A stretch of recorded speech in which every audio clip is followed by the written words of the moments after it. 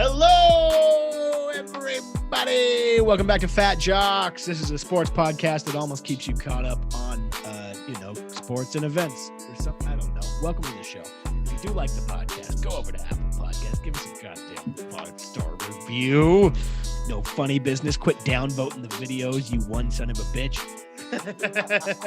No, if you do like the show, go over, give it a 5-star review. Send us an email question to fatjockspod@gmail.com. That is fatjockspod@gmail.com. I just realized we had some of this episode we didn't read. We'll get to them next week. Other than that, keep enjoying the episode. Mr. Brian Vokey, what did we talk about today? I don't remember. Today, we start off with some rousing talk about the Irish cricket team visiting the United Arab Emirates. We talk a little bit about football. Apparently, there was a couple games that happened. I wouldn't know nothing about that. We get into Ryan Garcia, Manny Pacquiao. Is that fight happening? Who wins? I'll tell you what, I'm right versus wrong. We get into the Baseball Hall of Fame. Nobody was elected. Pretty fucking stupid, if you ask me. We get into baseball free agency, and we end with a lovely tribute to Hammerin' Hank Aaron. That's about it. I hope you guys enjoy the show, and I got my knife ready for the next downvoter. 69 offense. He was giving them the business. This fat son of a bitch. He's fat. Hey, I'm just here so I don't get fined. He's fat. Playoffs?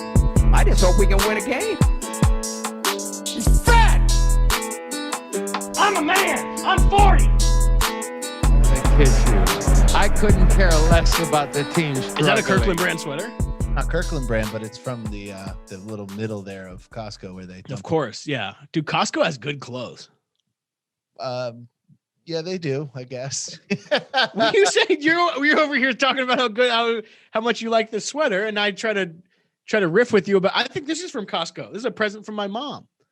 There's no doubt in my mind that nobody listening to this podcast is shocked that both of us are podcasting in Costco clothes. No, I think Costco probably sells the largest clothes.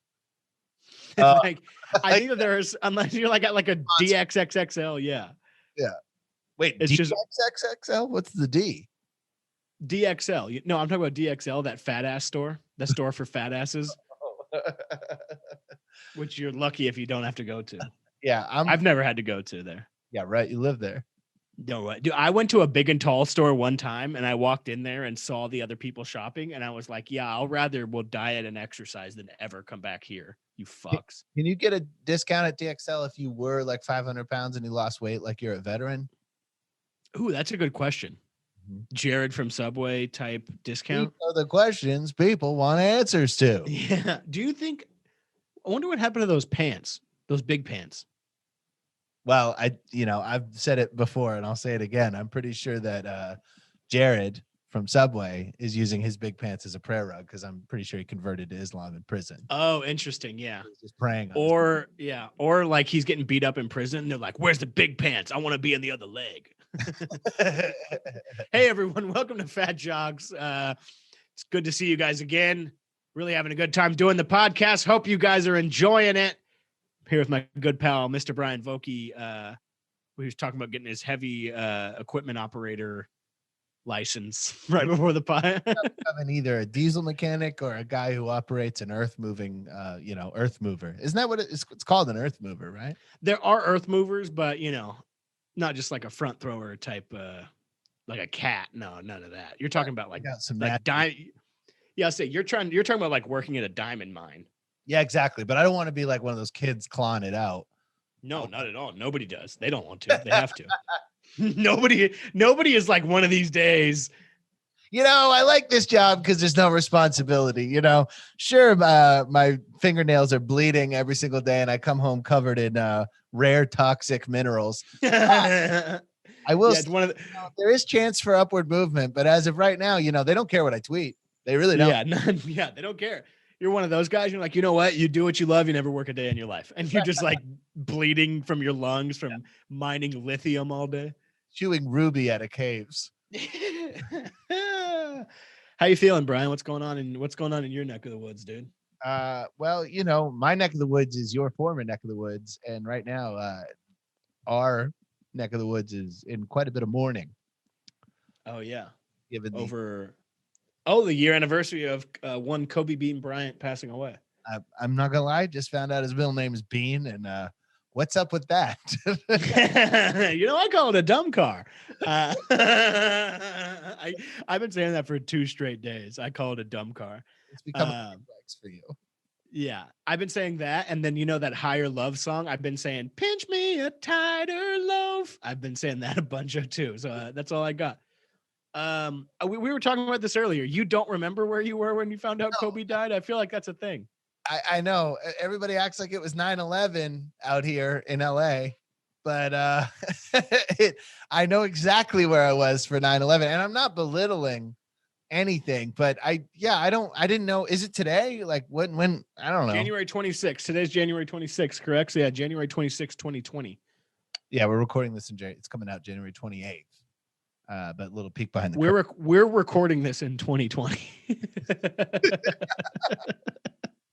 Dude, no, I remember it very vividly. I was I don't like to brag. I was doing a weekend at the Fantasy Springs Improv in Palm Springs, California, which can only be described. Huh? Yeah, that's nothing. Keep going. I would say that can only be described as a docked cruise ship of a resort. As pretty much a nightmare, but it's nice. They got your picture hanging up all around the casino. Dude, that's the only place. I swear to God, at that casino, I saw this guy winning hundreds of thousands of dollars in roulette that looked like he was in that movie Crank. Like he looked like he was just in a car crash. He had a ripped open shirt. He had like blood dripping down his forehead. And I swear to God, me and Simon Gibson were there together and we had smoked some weed. And I texted him because he had walked away for a second. I was like, dude, get over here. And this dude is literally like bleeding from the head, shirt ripped open, no shirt underneath. He's ripping fucking like filterless Camels and winning like over $100,000 on roulette. So either he committed a crime or he really was bad to his grandmother or something. Or it was the ghost of Howard Hughes. Dude, it was wild. I was like, I didn't even want to gamble. I just wanted to keep watching him. But that was on the Saturday night and it was a Sunday morning. I remember because I was in bed at the hotel, like just had Sports Center on in the morning and that came on. And Simon, I don't remember, something had happened where Simon was late to something earlier in the weekend. I think we were supposed to go get lunch and he was late. And so I texted him. I was like, hey, let's meet down at the desk at noon. We'll check out and we'll get out of here, And then I was like, and I looked at my text today and I was like, dude, Kobe Bryant just fucking died. And then he was like, okay, be right down. And then he got it wasn't until 30 minutes later that he was like, oh, I thought you were trying to shake me out of bed. like he was like, I thought you were trying to say the craziest thing possible to get me down to the desk on time. And I was like, no, dude, this is a pretty big deal. And then we just smoked weed for 3 hours on the way home and listened to the sheriff's press conference on the radio. Oh yeah. They were talking about, they weren't supposed to isn't there new laws now around weather takeoffs and stuff? Like they were saying that. Dude, what happened? I mean, this is drifting out of sports talk, but I've talked to people who were air traffic controllers in the military as well as helicopter pilots. And what happened with his pilot was kind of the same thing. Who was the Kennedy that died in the plane crash? JFK Jr. It's a certain type of vertigo. Like JFK Jr. was flying over the ocean at night and it turned into this thing where it got so dark, he basically couldn't tell up from down. Damn. And so same thing kind of happened with Kobe Bryant's pilot, who apparently was a bad motherfucker, who was flying so deep in the fog with no instruments, which apparently you're not supposed to do that unless you're a real bad motherfucker. Right. And at a certain point just could not tell up from down at all and ripped it sideways or something. I don't know. I wish this was closer to it because I was getting explained this from.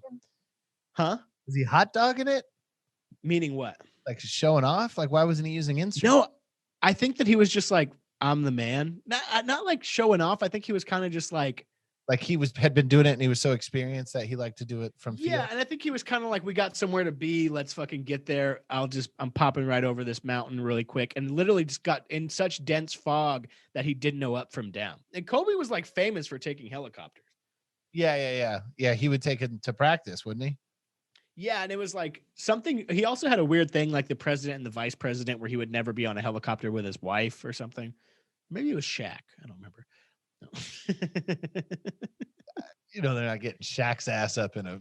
No way, dude. He has to take a separate helicopter with one big seat. Yeah, yeah. Or he like lays across 2 helicopters. Yeah, they spin him around on the blade. Yeah, I just remember how funny it was. I mean, it's not funny, obviously, but I remember Simon's face and reaction when he was like, "Oh, I thought you were trying to scare me out of bed so we could check out on time and leave." Right. I was shocked because, listen, I grew up a Boston sports fan, sans the Patriots, they can kiss my ass. But I grew up a diehard Boston Celtics fan. And I remember those, like, big three, the Ray Allen, Kevin Garnett, Paul Pierce years. And there was back-to-back series final, or it wasn't back-to-back, but there were series finals with the Lakers and the Celtics at that point. And I just couldn't stand Kobe Bryant. I think I think LA has a lot of people like you who are not like fanatics the way Boston sports fans are fanatics, where like, like roots for the person more than the team, it seems like, because like people were like worshiping Kobe in a way that I couldn't comprehend. Like there's no, I mean, like, I don't understand that. I don't know. Maybe it's because I'm like a detached stand-up comedian who doesn't know how to access emotion in a sincere way. But like, I can't imagine anybody I've never met dying really having that level of effect. Because LA, every 5 inches was a mural, and LA was already. I already went through this once with Nipsey Hussle, where I was like, Jesus Christ, this city is losing their mind over this guy, and I just didn't get it. And then he died, and now every mural is like him and Nipsey Hussle like dabbing up in like heaven. Or something. And it's just like everywhere you go. But I'll never forget, I was on Melrose, and it was like 5 days after Kobe passed away, and they were already painting over a mural on the Supreme store. I remember that. Yeah, and they were rolling it, and I filmed them, and I was like, damn, dude, this city is cold. Yeah, I remember me and you were going to the Improv, and you're like, dude, this is a cold fucking city, where they were just painting over a Kobe mural. And I was like, damn, this is 5 a great days later. Yeah, it's a great metaphor, dude. All right, dude, well, let's get into it. What is today? Tuesday. So Sunday was the NFC AFC championships. Obviously, the Green Bay Packers. Let's talk about the real story from the weekend. I don't know. I guess there was a football game, but that's not what the sports world wants to hear. That, as far as I can tell, that's not what I mean, you knew I was going to get into it. It was a big weekend for sports. It's a touchy subject. I didn't want to. You're the. You know how big of a cricket fan I am, and Ireland pouring the United Arab Emirates. I'm sure you know that, both the national team. I absolutely know that. Yeah, and boy, this Ireland-Afghanistan 3-game series, I couldn't believe it. Afghanistan beat Ireland by 7 wickets with 28 balls remaining. That's wicked. And I will say, these aren't my words. I will say AbuDhabiCricket.com is where I got a little bit of this. But they're so articulate and eloquent with their cricket talk. But they said it best, and they said Ramat Shah played some pristine drives on his way. Yeah, cricket is one thing where I know I could probably play it if I tried hard enough, but I have no idea how to talk about it. Yeah, I know. You read it, they're like, yeah, there were 7 wobber-doubles in the excellent pristine services, and you're like, what the fuck are you talking about? But I will say this: Afghanistan did wrap up the series, as everybody knows. But today, and I haven't followed the results yet, they did play game 3 anyway, because as we all know, there were still 10 World Cup Super League points or something. I don't know. Listen, absolutely, I'm never talking about football again. My heart was ripped out of my goddamn chest. Yeah, I don't know if I can stand another fucking NFC championship game again. This one was hard. Last year, the 49ers just destroyed the Packers. And if you talk to any Packers fan, we all know after the regular season game, because yes, Tampa Bay did destroy Green Bay in week 6 of this year. It felt different this year. Green Bay had gotten it together. They looked different. Their defense was way, way stronger in the second half of the season. If I was borderline cocky, I was like, yeah, we'll get through this, and then we'll beat Pat Mahomes, and then, I'll get the whole summer to be happy. And Yeah, I mean, we know that's a lie. It's gonna be the best summer ever. Summer of Brian. I would skip it. I would be so happy. I think that I would finally be able to wear shorts in public. Yeah. That's how happy I think I would have been able to get. But if fucking, I felt, you know who I felt bad for the most was Mercedes Lewis. He's a 36-year-old tight end. He's an amazing run blocker. He had like 3 or 4 he had 3 or 4 catches in the game, which is probably the most he had in any game all year. And he's the emotional leader of the team. He gives all the pregame motivational speeches. He's the guy. He's probably going to retire, you know? And to think of, like, there was a couple plays in that NFC Championship game that drove me crazy because, yes, Matt LaFleur did ruin it, in my opinion, by kicking that field goal. That was one of the dumbest joke moves I've ever seen. But that's third down. On that third down, Aaron Rodgers had a million square feet of green. 100%. 100%. There was 2 plays in a row on that drive. That third down was obvious where I was like, why didn't you run it in? And that second down, it looked from a certain angle like he had a few yards. Do you know what I'm saying? I know. And the thing that bothered me is if you watch the LA game, he pump faked somebody, threw him right off, ran and dove. It's not like he's not mobile right now. He's not hurt. No, dude. So who would have scored that touchdown is Chad Henne.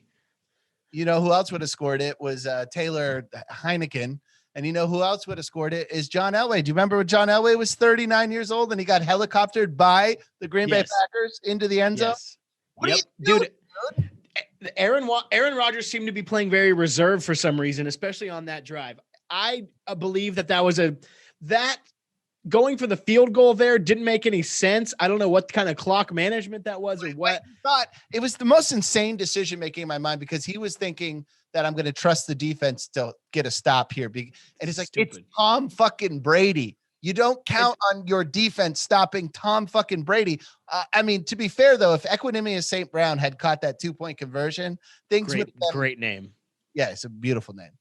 There's a St. Brown, I think, at USC right now. I wonder if they're related. But they when he dropped that 2-point conversion that hit him right, it got tipped, but it got tipped so slightly. Yeah, because I texted you. I was like, you got to have that.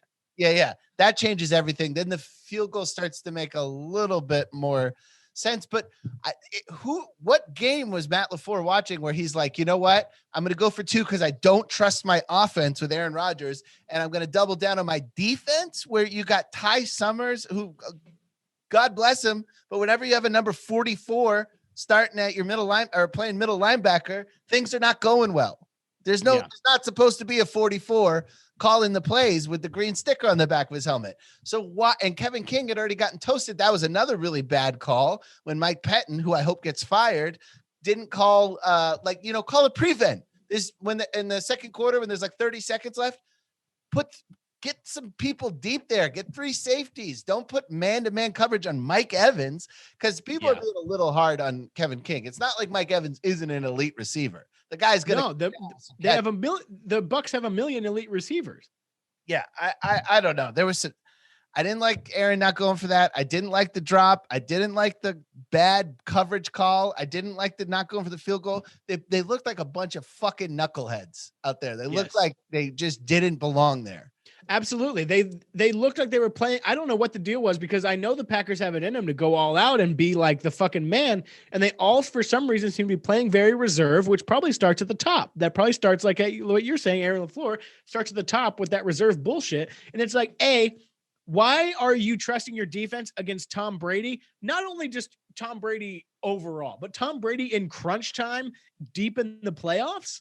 With more of a chip on his shoulder than he's had in 20 years. What are you doing? And B, why are you not? Aaron Rodgers is like kind of what you've been saying about the Packers or a few other teams where it's like they need drama. Aaron Rodgers is that 4th and goal late in the game, deep in the playoffs. Why are you not giving Aaron Rodgers, of all people, a shot right there late in the game? It drove me crazy. I just like, and Matt LaFleur, that field goal kick, it's like, that's the kind of game you call when the goalpost was in the front of the end zone. I mean, he was calling like a 1967 game plan there. This is 2021. People go for 2. People go for it on 4th down more often than they punt. Like, that's what the league is now. And if you're going to coach like you're 900 years old, get the fuck out of the league.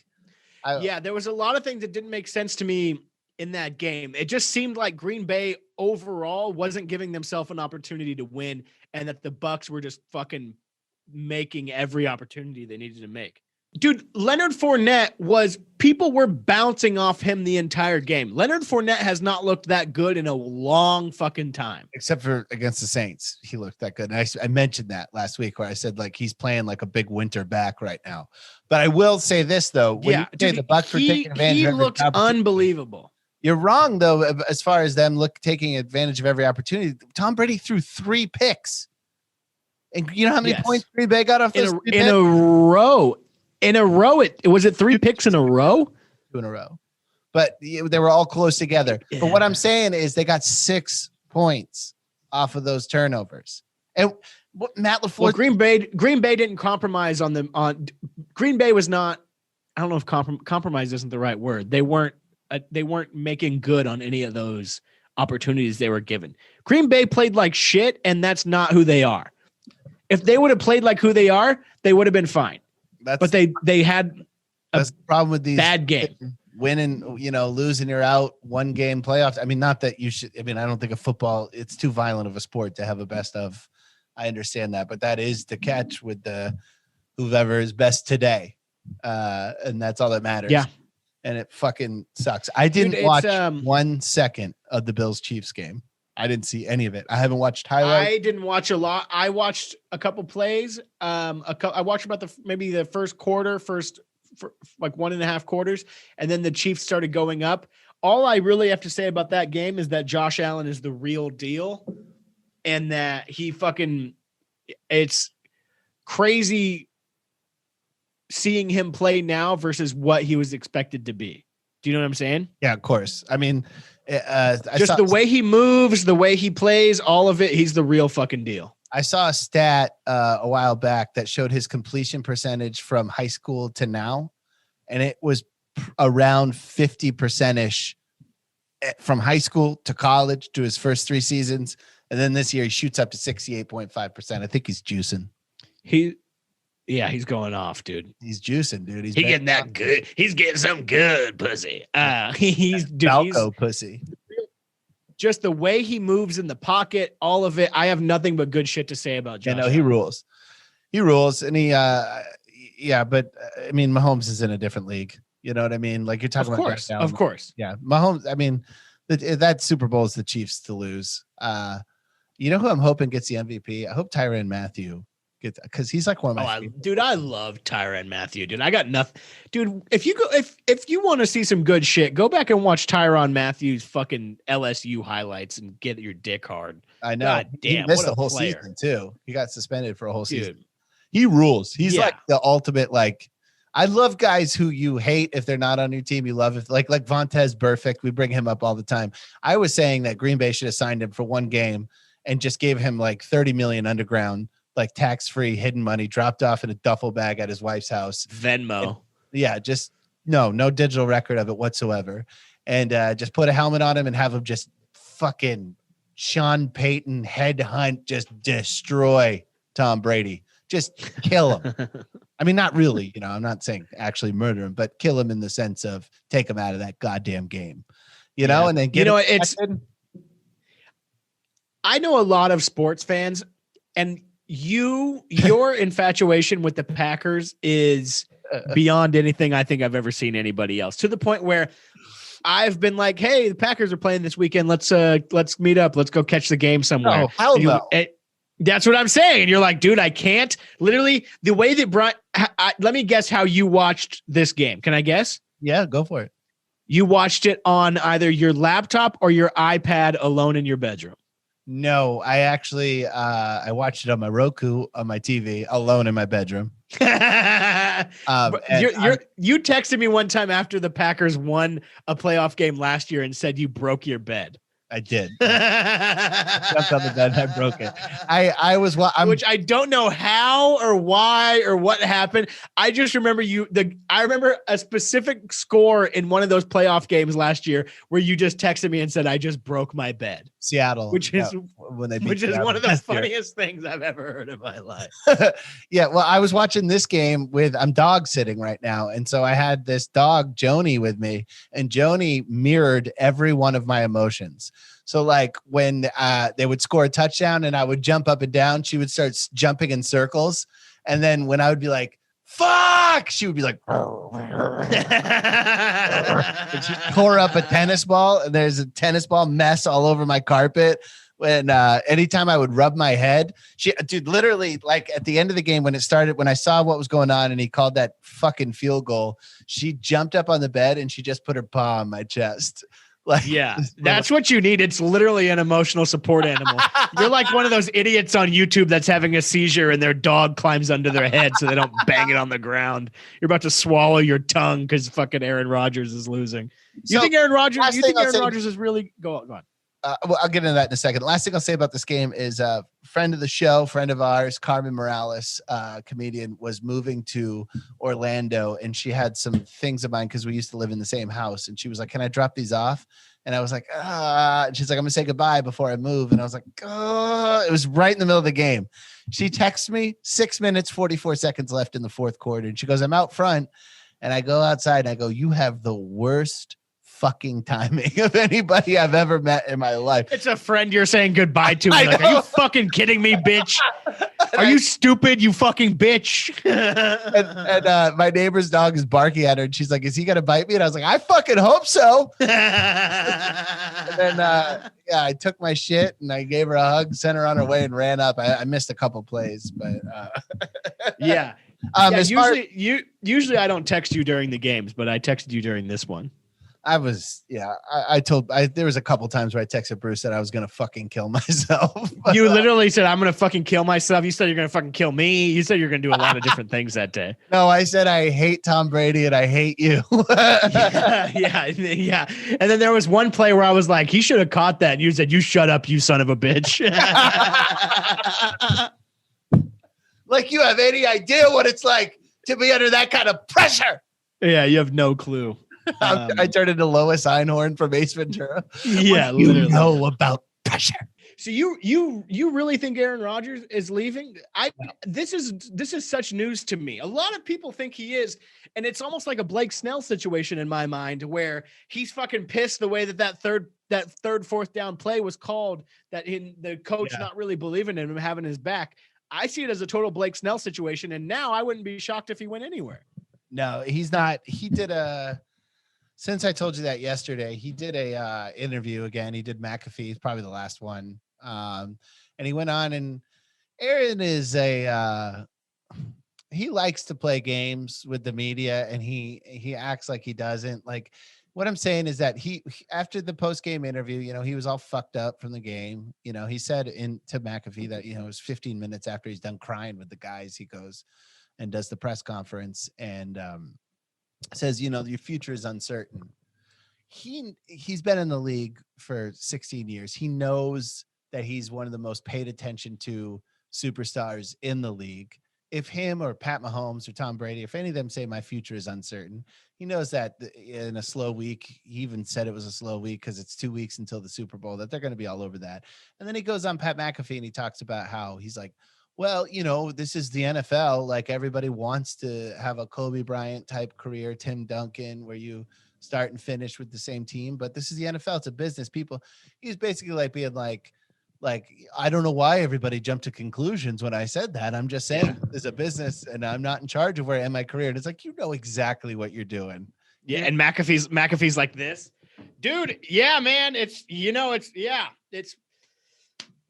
you're just constantly standing up and fucking rubbing his quads. Dude, it's so fucking funny. Yeah. I mean, I don't He's not going anywhere, dude. I don't think so either. The PTI guys really seem to think that he is, and they were saying that even before he was really making a big stink about it, apparently. No. I don't know. That doesn't make any sense to me. But also, everyone's talking about the 49ers like Jimmy Garoppolo didn't get him to the Super Bowl last year. But Jimmy Garoppolo, he gets injured every year, and when he was on the field this year, he was fucking shitty. Yeah, he's got fucking glass bones and paper skin, dude. I don't get it. Yeah. Yeah, it don't make no motherfucking sense. No, I'll tell you who is leaving for sure, though, is Matt Stafford. And everybody's saying that he might go to the Patriots.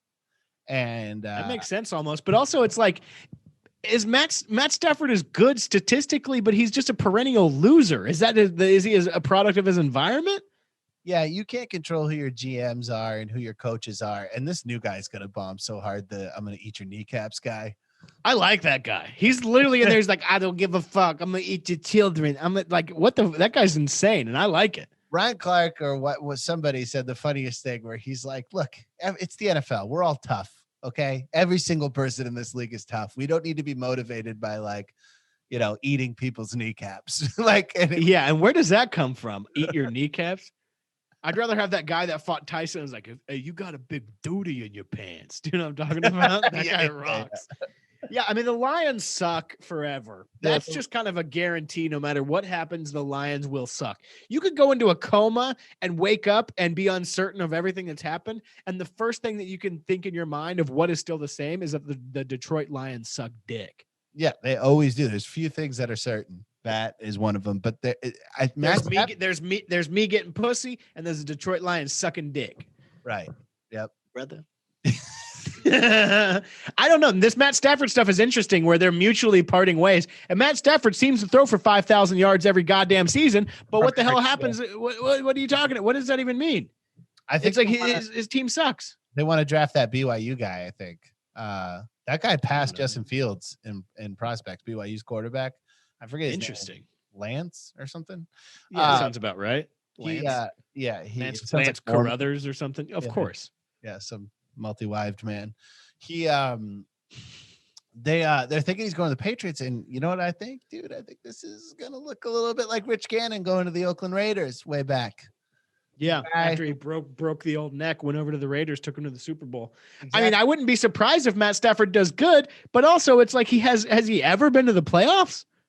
He has played one playoff game that he lost, but he also has broken he's like Evel Knievel at this point. I think he really is. Yeah. Bone in his body. There's that famous video of him with his shoulder out. Oh, that's the best video, but it's like, what are you doing? You're doing that. You're going for the win for your 2-14 team. You fucking retard. Oh yeah. And you can feel whatever fucking bone that's in Latin that you've never, of course. Kiss that he broke, dude. You can fucking feel it. That is one of the most pained moans. I've watched a lot of decapitation videos, and it was a similar sound. Okay. Research for my book. Okay. The Pete Townsend defense. I'm doing research for my book. Yeah, Jesus Christ. All right. What do you got? Super Bowl preview? Oh, let's get into the Super Bowl next week. We got plenty of time to talk about the fucking Super Bowl. Yeah, it's all very interesting, man. I don't know. You know me, man. I love trades. I love fucking trades, so I'm all for it, dude. I want to see Aaron Rodgers go somewhere. I want to see Matt Stafford go somewhere. I want to see Deshaun Watson go somewhere. One time, Matt Stafford. So I lived briefly in Athens, Georgia. At the same time, Matt Stafford was the quarterback for the University of Georgia, and he had a pre-draft party at a local eatery in downtown Athens. And what the fuck is up, Denny's? I can't believe you let the cat out of the bag. The Stafford were at Denny's in downtown Athens. No, they were at this local eatery and they're showing a fucking, they're doing a party with their family, and his family seemingly was loaded, Stafford's family. And so they rent out this place, and some friends of mine worked there. And when they found out that it was an open bar and it was a football player, because they were like all punk, so they just like, give me one reason to be a dick. So they're jocks. Okay. So then a group text goes out, we all show up, and we just get hammered on the Stafford's card. We're just like, we're ordering pizzas, margaritas, just I'm witnessing other people order free shots for everybody. Hey, give everybody around here a free shot. Yeah. And I imagine you guys don't stick out at all. No, most people had mohawks and were unwashed. No, you guys are all dressed like Spike Dudley, and you're in the fucking in the fucking thing, being like, "Yeah, we're here for the Stafford event." Yeah. So, and then everybody left, and we never heard a thing. They just paid for it. And we're like, wow, I don't know. They must have just not even noticed. But so I've always, my point is, I've always been a big fan of Matt Stafford. So I'd love because he hooked you up technically. Yeah, and I'd love to see him go somewhere and win, not in the NFC North. You know? Yeah, I mean, hey, I'm all for everybody going wherever and winning. I also just love people switching teams. I was just playing MLB The Show while we were setting up this podcast, and on MLB The Show, I always sign 1 year, $35 million contracts and go to a different team every year and win the World Series. It's the funnest thing I do in life. I want to see the world.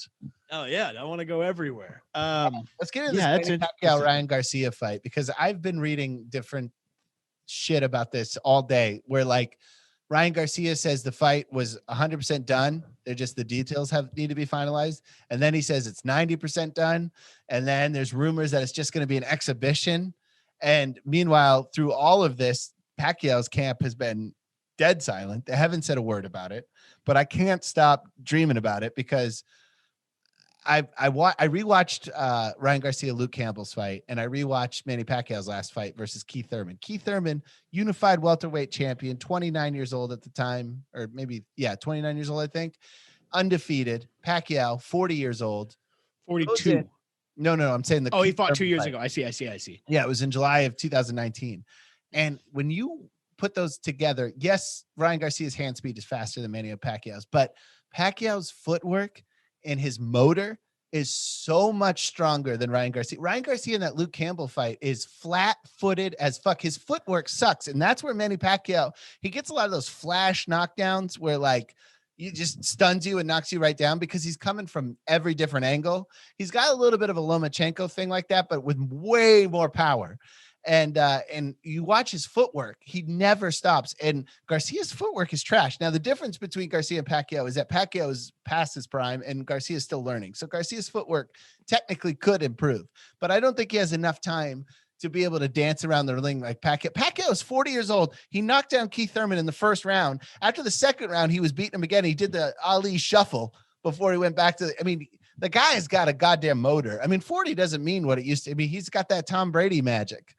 Dude, maybe that's steroids. I don't know. This is going to look like apartment supervisor breaking up a party, and the guy throwing the party fighting him. It's going to look like a domestic incident. This is a 42-year-old man versus a 23-year-old boy. You called me crazy when I texted you that Ryan Garcia was going to destroy him. There's no way that happens. Dude, Manny Pacquiao is so old. Manny Pacquiao 5 years ago got knocked out and fucking smashed his face on the thing. Manny Pacquiao is not Manny Pacquiao. He smashed his face on the thing. You know what the thing is, the ground. And that's that video where that old man who's ringside reaches out almost to catch him. Do you know what I'm talking about? Yeah. Dude, Manny Pacquiao is fucking old. He's old. Let me tell you something. Keith Thurman is better than Ryan Garcia. Keith Thurman beats Ryan Garcia. Manny Pacquiao beats Keith Thurman at age 40. Between 40 and 42, I don't think there's that much decline. When you're not fighting anything, there's been 2 years off of fighting. Who knows what he's doing? He's he's a senator, so he's busy, Yeah, he's busy. He's eating chicken intestine on his stick and shit. Dude, I'm telling you, you're nuts. Ryan Garcia doesn't have the talent. The talent is there. The speed is what it is. Manny Pacquiao's an old man. But I'm telling you, you watch the way Ryan Garcia's lower half is not fast. He's got lumbering flat feet. Dude, Manny Pacquiao's fucking old, and I don't believe it. Yeah, well, who knows? If it happens, I'm putting money down on Pacquiao. All right. You know who to talk to. If you're going straight up. I'm going, hey, how about this? We'll bet on strikes landed. If Luke you like a good prop bet. Yeah, I love a prop bet. Dude, if Luke Campbell can put Ryan Garcia's ass on the canvas with his slow ass hands, there's no point in Luke Campbell's life. Pacquiao will be faster than Luke Campbell when Pacquiao's 95 years old. There is no world where Pacquiao loses to Ryan Garcia. It doesn't happen. Dude, doesn't all happen. I know about Manny Pacquiao Is that he's one of the best fighters in the history of boxing? No shit. I'm not saying anything. I'm saying he needs to stay retired or whatever state he's in right now. He's never retired. You know what I mean? He's old. He needs to drift away. He doesn't need to have some big comeback fight. I'm ageist? Yes, you're an ageist. Yeah, he's old. George Foreman, 44 years old, knocks out Michael Moore. I swear to God, I thought you were about to say George. I thought you were about to say George Floyd, and I was like, please don't do this. Okay. All I know about Manny Pacquiao: A, he's old. B, hasn't fought in a while. C, one time my friend Jake was buying a dirt bike off Craigslist from some Filipino people. Yes. We go over to their house. The dirt bike is in the garage. You know what else is in the garage? The craziest shrine of anybody I've ever seen to Manny Pacquiao. I mean, 3 walls, the garage. You got the garage door, you got the 3 walls covered in Manny Pacquiao stuff. And then pictures. Whenever you see people on video, whenever they see Kim Jong-un, these North Korean folks, and they're crying, pictures of this family with Manny Pacquiao, and the entire family, men included, are sobbing. Yeah, I believe it. Have you ever seen Filipino people love Manny Pacquiao like nothing I've ever seen before. They love Jollibee and Manny Pacquiao. That's what they got. The gate is going to be so big because Garcia's got America covered, plus Pacquiao's got America covered. Then I don't even know if Garcia has America covered. It's going to be this weird intersection, especially in East LA, of Mexican versus Filipino. No. What I'm saying as far as pay-per-view purchases, like it's going to be huge. Dude, Filipino people worship Manny Pacquiao. But also, have you ever seen Dumb and Dumber? You remember when they find the money in the suitcase and they're in front of that Lamborghini going, here you go. And they're just handing out money to everybody walking by. Pacquiao literally does that in the Philippines. He walks into poor neighborhoods with huge wads of cash and people just walk by and he just hands them cash as he goes out. It's Pablo Escobar shit. It's like, I'm going to get the government. It's instead of dealing drugs, he beats people up. Jeez. But I love Manny, dude. I love Manny. I have no issue with Manny Pacquiao other than he's fucking old. That's all I know. Thinking about how boring that Mayweather fight was, and it was because he had a torn labium or whatever. He had a torn labia? Yes. Because I've torn a few in my day. Hey! Oh, folks. When I get there, no labia standing chance. Turn it into Hulk Hogan's t-shirt.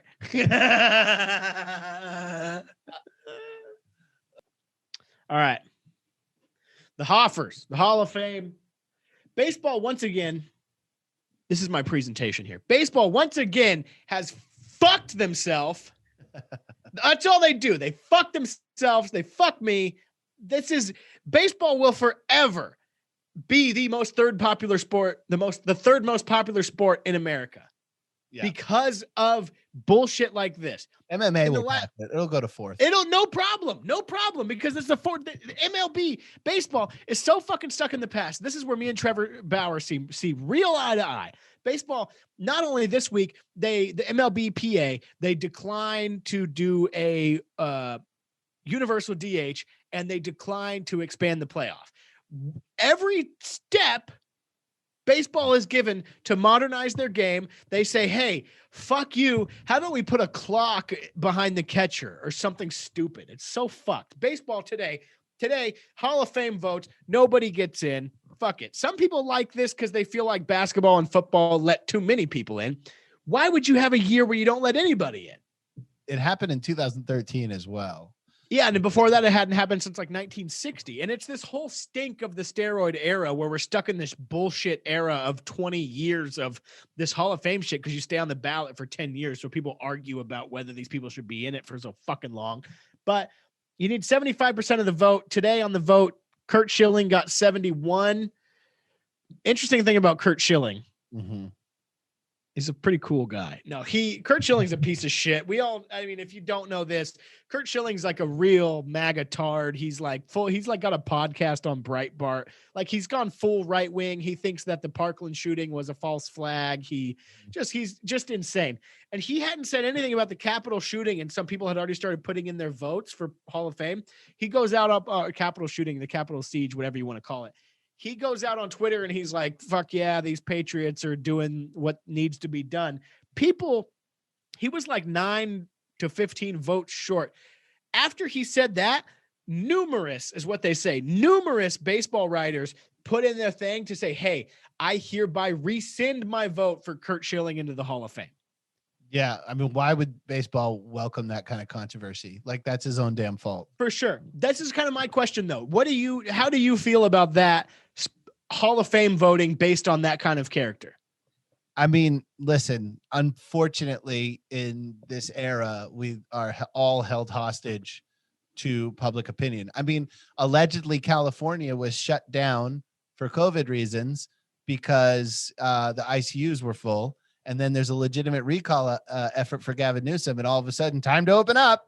Yeah. Like, public pressure controls the narrative of everything now in a way it never has before. So there is no way on earth Cooperstown is going to welcome a guy like Curt Schilling in this moment right now to, like, how would that look on them?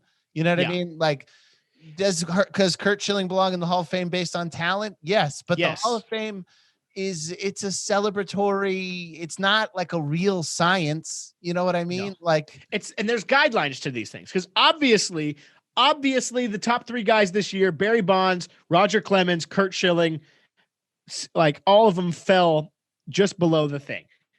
But Hall of Fame voting, this is the guidelines they're given. Hall of Fame voting shall be based upon players' record, playing ability, integrity, sportsmanship, character, and contributions to the team they played on. That's not all on the field shit. No, not at all. That's not at all. That's not all what it is. Yeah. I mean, listen, nobody got more emotional than I did about the bloody sock. Okay. Like, I love the bloody sock. I bought it. I mean, yeah, I do Mr. Socko with the bloody sock to myself. What was that from? Surgery, right? He had surgery on his thing. Yeah, he had his Achilles tendon wound just split open while he was pitching and breaking the curse of the Bambino. I mean, yeah, and Curt Schilling is great, dude. Curt Schilling is an unbelievable fucking player. Curt Schilling, and I got to say this too. Co-MVP. Co-MVP. Yeah. He's co-MVP, 3 World Series titles. He would have gotten in if he didn't say anything about the fucking thing, about the Capitol thing. But at this point, he's the fucking Mark Furman of baseball. You know what I'm saying? Yeah. He collects Nazi memorabilia. You can't have that. Does he? You can't have. Yeah. Oh boy, would that? Folks are talking. If the first 3 letters of your last name are SCH, you're not allowed to collect. Yeah, or FUH. Huh? Mark Furman, FUHR. Oh. You can't get any of that. Also, I got to say this. I don't know. I think more like Mark Fuhrer. Yeah, I think that if I'm Curt Schilling, 50, 20, 30 years later, finally got his ass. Boom. If I'm Curt Schilling, I'm looking for some Hall of Fame votes down in Georgia right now. And I'm saying, if you count all the legal votes. Yeah, no, it's absolutely the most. If you count all the legal votes, I'm a Hall of Famer. This is the most fraudulent Hall of Fame election I've ever seen in my life. You're telling me out of the middle of nowhere, I just lose votes in the middle of the night? Overnight. I have 15 votes disappear in the middle of the night. I say is that an attempt to overthrow the U.S. government is patriotic, and all of a sudden my votes disappear. Now he's saying he wants to be taken off of the next year one and blah, blah, blah. Yeah, suck my dick, like, Curt Schilling. Because he's talking about how who was number 3? It was Barry Bonds, and then who? McGuire? No, so this year number 3 was Roger Clemens. So it went Curt Schilling at 71, Curt Schilling at 71, Barry Bonds at 63. You need 75% to get in. Roger Clemens also at 63, and then it went down to Scott Rowland, Omar Vasquel, Todd Hilton, who I'll talk about.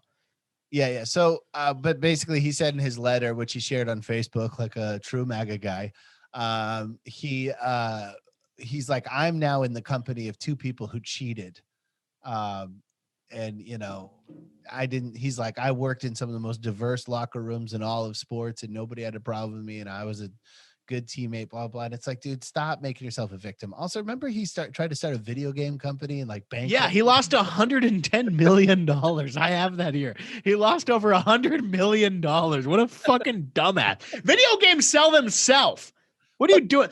It's literally, he's like, I put $150 million into a crack empire and came out on my ass. What are you talking about? If you put $100 million in a bank, you're making millions in interest every year. If you just sit on it, you make millions. Like, what are you doing, you big dummy? Yeah. Him and I mean, I'm a Pete Rose guy. Pete Rose in my mind is the best player of all time. And I think Pete Rose should be in. I think Barry Bonds should be in. I think Roger Clemens should be in. I think Sammy Sosa should be in. I think Mark McGwire should be in. Mark McGwire never got over 23% of the vote. That is crazy. Sammy Sosa, who, when it comes to Mark McGwire, Sammy Sosa, I'm a Sammy Sosa guy. Sammy Sosa never got over 13%. Yeah, nobody wants it. That speech would look so weird. Everybody be staring at the ground because he's such a freak show now. I think what happened to him? He's got Michael Jackson's thing going on. Yeah. He looks like Lady Gaga now. Dude, man, that summer of whatever that documentary was. Oh man, I fucking love Sammy Sosa, dude. I'm a Sammy Sosa guy through and through. I let Mark McGwire, sure, but Sammy Sosa's my fucking I'm guy. telling you this though. Steroids are one thing, but a corked bat kind of crosses a line. The corked bat is a big deal. Yeah. Because I believe it was a batting practice bat. Do you really? No, I can't in good faith. No, I get. Yeah, I'm a Sosa truth. No, I fucking love Sammy Sosa, and it really bums me out. Mark McGwire went very quietly off the ballot last year. He's done. He's done. But that's sad. He continues to work, and he's a batting coach for who? He's a great batting coach. Yeah, he bounces around. He was with the Cardinals. He was on the Dodgers. Now he's maybe with the Diamondbacks. He stays in the NL West for some reason. Kind of strange. Yeah, I mean Barry Bonds, Roger Clemens, Barry Bonds, and Curt Schilling next year is their last year on the ballot, and it's like, well, but specifically, Barry Bonds and Roger Clemens had Hall of Fame pre-steroid careers. Mark McGwire's a little iffy. Mark McGwire may have been juicing from the beginning. Dude, I don't give a fuck. But I'm just saying that, like, if you want to be fucking sanctimonious about it, there still is an argument for Roger Clemens and Barry Bonds' pre-steroid career. No, you're right. And I just don't give a fuck about steroids. Steroids doesn't help you in the moment. It helps your longevity. And sure, that makes you be able to hit more home runs, but also baseball is grueling. It's a 162 game season, and you're probably not getting more than one day off at a time. And also, if everybody's doing it and you're the best of those doing it, then you're still the best. If baseball was smart, they would let everybody fucking do it. Yeah, well, here's my question about that. Is that illegal? Like if everybody's doing coke and MLB's like, fine, that's still illegal to the federal government. Are steroids legal, like for you and I to do? Is that, or would we go to jail? Not jail. That's a very iffy one because you can't do like straight up. I can't go to GNC and buy hormones, right? Like human. No, but you can there's always going to be a guy in the gym who will stick a needle wherever you want him to stick a needle. When I was younger and I'd go to parties and people were doing drugs, a lot of people wouldn't invite me to do the drugs because I didn't think they was down. I think it's the same thing in a gym. I think I'd be sitting there on a treadmill hoping somebody asked me if I want steroids, but nobody would ask me. Yeah. You're going to be the guy standing up against the wall at a dance looking to get some pussy, but pussy will never come.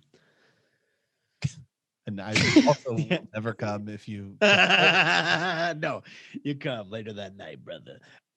Brother, you got to learn about a thing I call jacking off.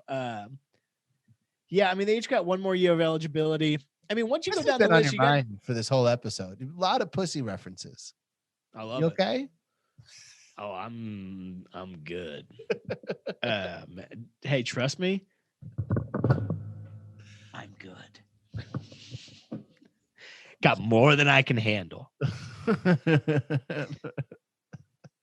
Omar Vasquel. I mean, the Baseball Hall of Fame, just baseball. You know me. I love baseball more than anything. I'm a married man and I love it just makes me so fucking angry constantly because people will never understand how cool baseball is because the MLB almost doesn't want them to. Right. What about Omar Vasquel though? Why'd you say his name? Because he's only getting 48% of the vote. He's getting the same amount of the vote as Scott Rowland. Omar Vasquel is one of the best defenders of all time. I know. Go back and watch an Omar Vasquel highlight and tell me he's not the precursor to all of these guys. He's after Ozzie Smith, but he's the precursor to this middle infielder you see today. He's the precursor to Derek Jeter. He's the precursor to Lindor. He's the precursor to any good middle infielder you see. Their guy is fucking Omar Vasquel. All of them. Yeah. No, unbelievable fielder. Was he with Cleveland the whole time? pretty much. I don't think it was the whole time, but you Well, know all who's right his below? years were the Indians. What's that? All his great years were with the Indians, right? Yes. Yeah. You know, he played for a long fucking time too, Yeah. dude. He played for like Hank Aaron numbers. Todd Hilton's right below him, dude. You know I love Todd Hilton. Todd Hilton is a fucking good old boy, dude. Yeah. Well, if steroids are a problem, how about the thin Todd air? Hilton's not a steroids guy. No, I know. I was saying if steroids are a problem, how do you factor in the thin air of Denver? You know what Dude, I mean? Todd Hilton, I got this stat today. Top 20 OPS in MLB history. 15 Hall of Famers. Mike Trout, 16. The next 3 guys are all tied to steroids. Bonds, Ramirez, McGuire. And then Todd motherfucking Hilton, dude. Todd Hilton's a beast, man. Is Manny Ramirez not even getting votes? What do we got? You know, Manny, by the way, Manny Ramirez Ramirez got 30.9. He's been playing in Australia. He just got cut because of COVID. Yeah. Yeah. Manny Ramirez got the same amount of votes as Jeff Kent. If that fucking wants to tell you where the goddamn Baseball Hall of Fame is at, you fucks. What about Todd Hilton, though? What do you like about him? Dude, you know I love Todd Hilton. I've confessed my love for Todd Hilton. Todd Hilton is a type of guy that belonged on that 2004 Red Sox team. You're Kevin Youkilis, you're Kevin Millar. Kevin Millar. You're all your guys that look like they're a part of an iron worker union. That's where he belonged. Todd Hilton drafted motherfucking second round by the Padres. He said, fuck the second round. I'm going to go to Tennessee and play football for 2 years. Won Gatorade Player of the Year, motherfucking football and baseball. Same year. I know that. Left-handed quarterback, started over who? Peyton Manning. Started over Peyton Manning. Todd Hilton got a little bit of a bang up on his knee there. Peyton Manning came in, did a pretty good job. Todd Hilton saw Peyton Manning do a good job. He said, fuck this, I'm out of here. Went second overall to the Rockies that year. Right. Second Also, overall. Todd Hilton has one of the best DUI stories and I got this right here. Todd Hilton. 2 a.m., February 6, 2013. Todd Hilton, driving an earlier model Ford F-150 pickup, allegedly struck a median before pulling into a Conoco station in Colorado. Pair of cops found the truck. The cops got there in time to find the truck with its driver's side door open. Engine still running. No one in the truck. Todd Hilton comes out of the gas station carrying his wallet, 2 cans of chewing tobacco, and some lottery tickets. Was he still in the league? No, he's retired. Him and his wife were having some fucking wine and having a good night. He wanted to go get some fucking dip and fucking lottery tickets. He's like, shit, if I got some pussy tonight, I might be lucky elsewhere. That's what he's saying, dude. He's in there having a good time, drinking some wine with his wife. He had like a fucking Yeti cup with some wine in it in the truck. He's having a great night. Yeah. That's just set. There's 2. He had another DUI too. Well, let's leave the guy alone. But I mean, the best DUI story is Charles Barkley telling a cop, like, look, I got some of the best head of my life last week and I was on my way to get some more. Yeah. I also love Joey Porter from the Steelers. He's from Bakersfield, DUI. Got arrested in a Taco Bell drive-thru and said, you guys can't do this. This is my favorite Taco Bell. Oh, man. Other than that, dude, I mean, some baseball stuff. George Springer, I even said it last week on the episode that he's going to probably sign with the Blue Jays before that episode even comes out. And he did. 6 years, $150 million, not so bad. Oldest person in the Blue Jays projected lineup at 31 years old, which is that's a young team, Is dude. Vlad starting now? Yeah, they're all there. At third? Vlad, Biggio, Calvin Biggio, and Bo Bichette, just do crazy young talent. That team's going to be good for a while. And this is an interesting question because George Springer hit leadoff in Houston with a lot of big bats behind him, and he fucking hit good. But it makes sense in my mind, for him to hit 3rd or 4th with the Blue Jays with all these young guys they got because they're not as established bats. You know what I'm saying? Is he like 5th with the Astros? Was he batting 5th or 6th? No, he was batting leadoff. No, he wasn't. Wasn't Altuve? Yes, he was. No, Altuve's not leading off. no, 2nd. Really? Sometimes 3rd. George Springer is just such a consistent hitter, where he's such a consistent hitter through the fucking zone, dude, that it's like he would get on. He was just in a different position, and he's such a big bat that it makes sense for him to bat 3rd or 4th with these other guys. Right. Well, yeah. I mean, you could put him clean up behind Vlad. Oh yeah, put that's Vlad. gonna be a fucking good team. They just got Marcus Semien today. Also, I don't know where he's gonna go in the infield, but they're looking good, dude. Billy Bean masterpiece right there.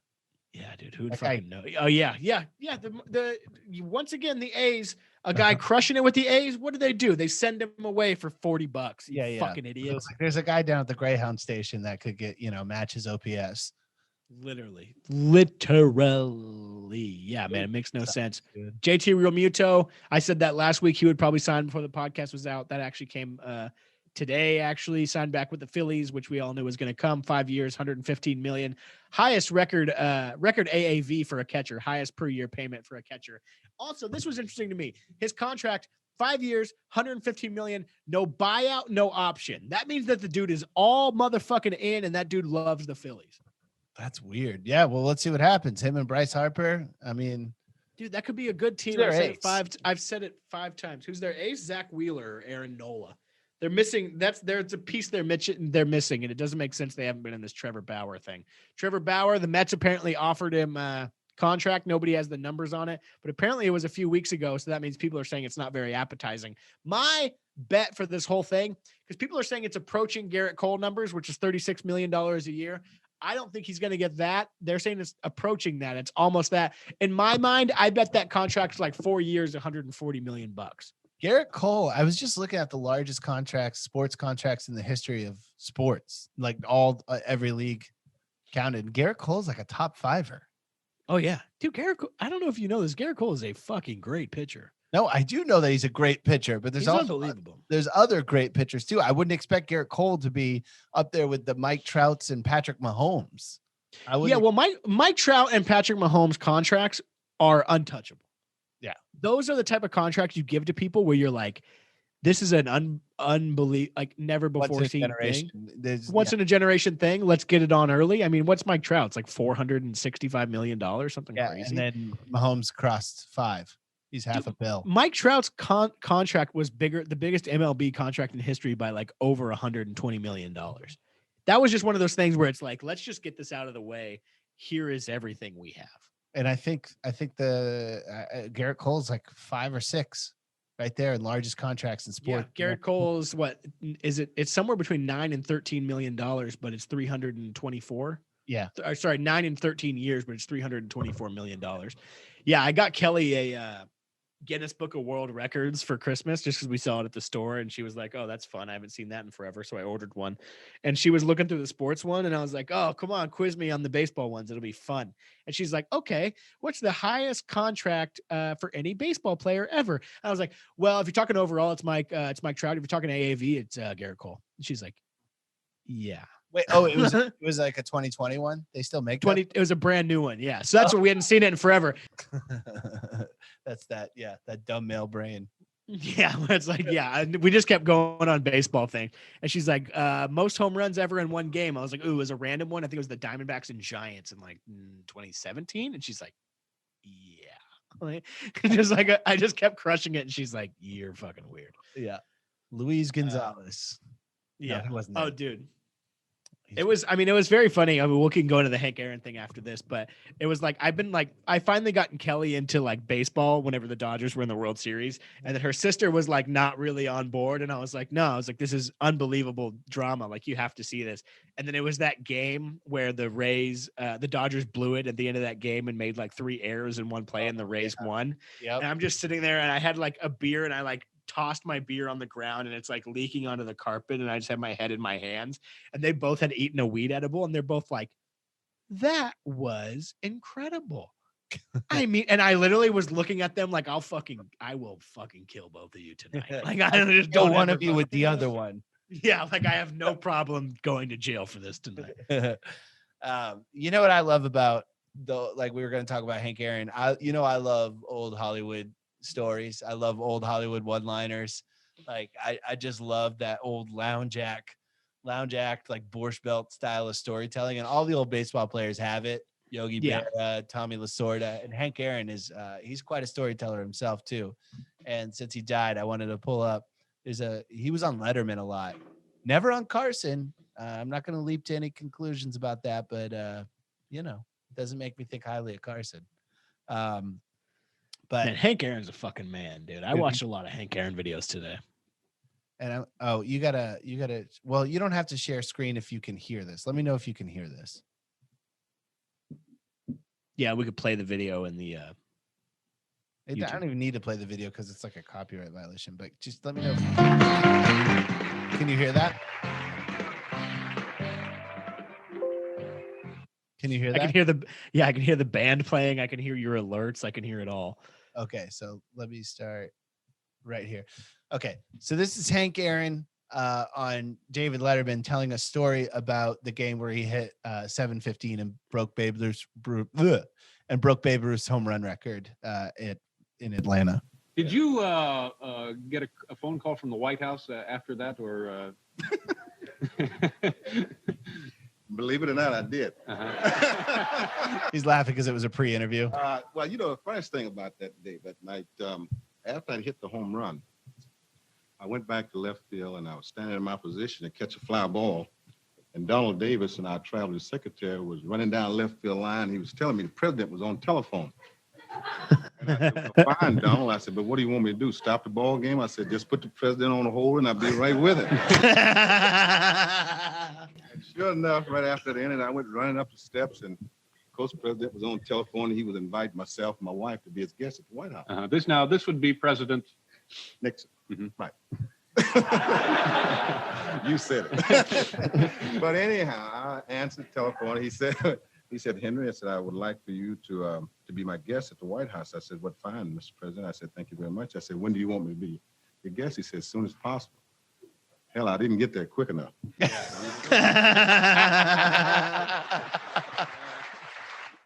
That story rules so much. It's so funny. Yeah, just that perfect timing. A lot of old baseball players have that. You're right. Yeah. Eric Davis, the old Reds player, he was a roving instructor whenever I worked for the Reds. And I'm 16 years old working for them. And he's like, when he comes to town, he's like the man, big fucking diamond earring, smokes cigarettes and chews Red Man at the same time. Mm-hmm. And he sees me and he's like, what's up, boy?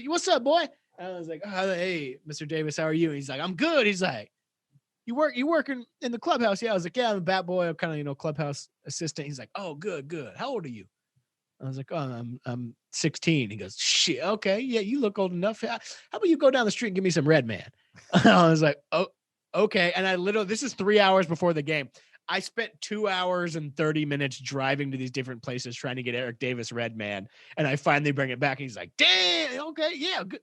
Thanks, man. Appreciate that. And literally, I'm scrambling to get everything done. And it's just like him, dude, he's a fucking But did you have man. to go just find a place that wouldn't ID you, or were you? I tried 6 to 7 different places. You're telling them it was for Eric Davis? No, I was just going in there. I put on the full uniform so they would think I was a player. Yeah. So they think I'm just a Bakersfield Blaze player, but they were all like, I did not look 18. Yeah, a lot of those guys, I think especially baseball players, because I think maybe they took less hits to the fucking head overall, is that they had so we're so quick in interviews. I don't know, a lot of football players, it seems like, don't have that same thing where your old school baseball players, like your Tommy Lasordas and those type of guys, fucking crush it in interviews. Yeah, no, old football players are just they're all permanently trying to figure out how to get home. Yeah, That's all they're trying to do. 100%. Yeah. Dude, I mean, if you go back and look at Hank Aaron played for, at one point they played 2 All-Star games a season, but he appeared in, 25 All-Star games in 21 different seasons. 22, but yeah. 22 different seasons. Oh, wait, maybe also, one of those years was in the Negro Leagues, actually, I think. Their words, you're not probably mine. Yeah, hey, I don't see color. I was at the dog park the other day or yesterday, and there was a lady there in a Redskins hat, and I was like, "What's the time frame on this?" Yeah, how much she's just trying to get her $30 worth. Yeah. Dude, Hank Aaron had 15 different 30 home run seasons, 9 or 10 40 home run seasons. He never hit 50 in a season. Did he hit 4? I don't even think he hit 40. He had maybe it was 6 or 7 40 home run seasons. Okay. Never hit 50, had 15 different 30 home run seasons. Just fucking chugged away. Well, they say if you take away his home runs, which was 747, he still had over 3,000 hits. Yeah, just an unbelievable player. You know what's an interesting thing to me, which was crazy. I was listening to a bunch of different stuff about him today.